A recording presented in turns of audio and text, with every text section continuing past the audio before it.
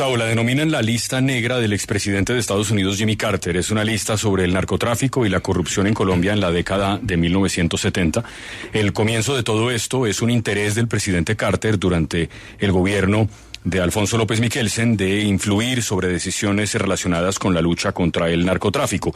El expresidente Gerald Ford, que vino antes del expresidente Carter, no tenía realmente esa obsesión con el asunto del tráfico de drogas, pero sí la tenía el presidente Carter. Hay al menos, Gustavo, 30 funcionarios colombianos, algunos vivos todavía, mencionados que habrían tenido vínculos, insisto, según estos documentos, con el tráfico de drogas. Por ejemplo, el exministro de Defensa, el general Abraham Barón Valencia, el exministro de Trabajo, Óscar Montoya, y el coronel Humberto Cardona Orozco, quien para aquel momento, recordemos, en los 70, presidencia de López Michelsen, era el jefe de Indumil. Pero esas acusaciones están consignadas, Espinosa, ¿en qué tipo de documentos? En documentos de inteligencia, sobre todo. Le pongo un ejemplo. En el caso del coronel Cardona, ex jefe de Indumil, dice el informe con fecha del 21 de julio de 1977 y entregado al presidente López por el jefe de la DEA, Peter Bensinger, que el coronel Cardona Orozco, cito, quien fue destituido de su cargo como jefe de la policía aduanera en diciembre del 76 por corrupción relacionada con los narcóticos,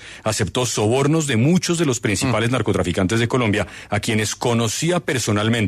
Y sigue, entre el 1 de junio y julio de 1976, Cardona recibió sobornos en pesos colombianos por valor de más de $34,000 de Estados Unidos a funcionarios de la aduana a nivel inferior en Santa Marta y Riohacha.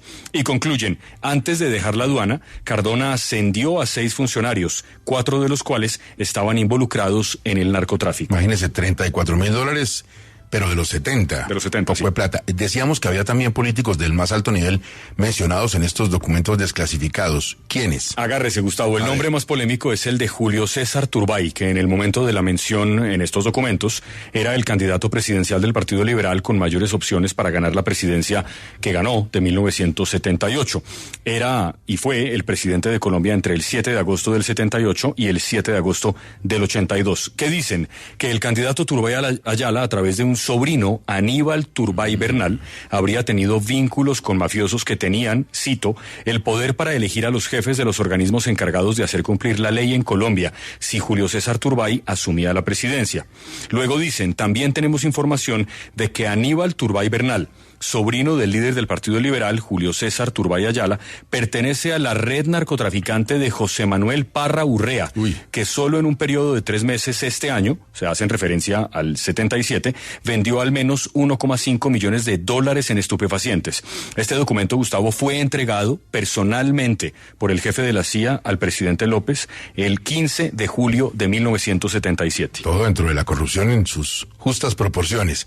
Espinosa, ¿algún familiar del presidente López Michelsen es mencionado? Sí, hay un memorando, Gustavo, del Departamento de Estado que cita las posibles actividades de narcotráfico de de Alfonso López Caballero, el hijo del presidente López. El documento es de septiembre 8 de 1977, tiene 5 páginas y hace un resumen de los casos de colombianos vinculados al tráfico de drogas. Mencionan, por ejemplo, a la famosa por la serie Griselda Blanco.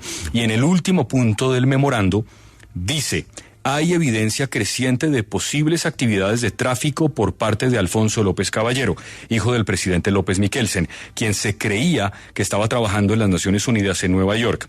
Louis Fields, que es el asesor jurídico del Departamento de Estado, termina el memorando diciendo: los fiscales federales están siendo cuidadosos con este caso y no se solicitará ninguna acusación formal por parte del Distrito Este de Nueva York.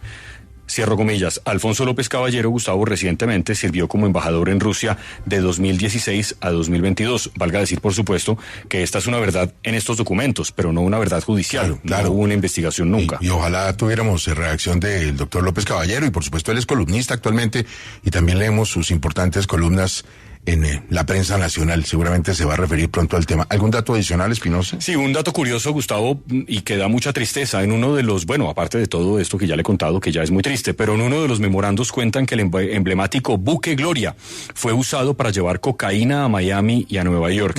Dicen que lograron confiscar 48 kilos de cocaína a bordo del buque, pero que luego supieron que en realidad había 1,010 kilos de cocaína.